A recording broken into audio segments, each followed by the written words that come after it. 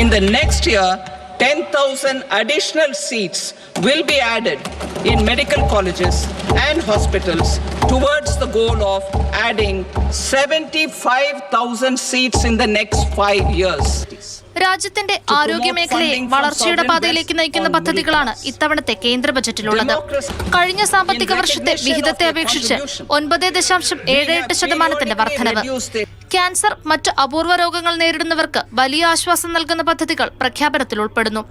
വിദേശത്ത് നിന്ന് ഇറക്കുമതി ചെയ്യുന്ന 36 ജീവൻ രക്ഷാ മരുന്നുകളെ അടിസ്ഥാന കസ്റ്റംസ് തീരുവയിൽ നിന്ന് പൂർണ്ണമായി ഒഴിവാക്കിയിട്ടുണ്ട്.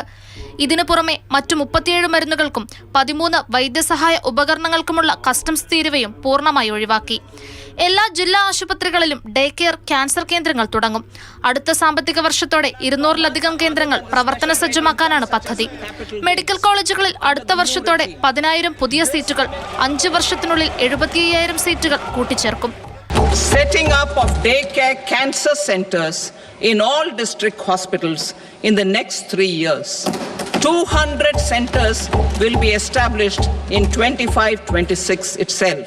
പല മേഖലയിലുള്ള താൽക്കാലിക ജോലിക്കാരെ പ്രധാനമന്ത്രി ജനാരോഗ്യ യോജനയ്ക്ക് കീഴിൽ കൊണ്ടുവന്ന് ആരോഗ്യ പരിരക്ഷ ഒരുക്കാനും നീക്കമുണ്ട്.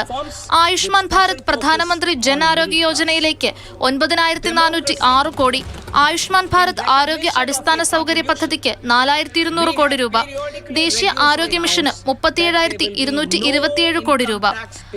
വനിതാ ശിശുക്ഷേമ മന്ത്രാലയത്തിനുള്ള ധനസഹായവും ബജറ്റിൽ ഗണ്യമായി വർദ്ധിപ്പിച്ചിട്ടുണ്ട്.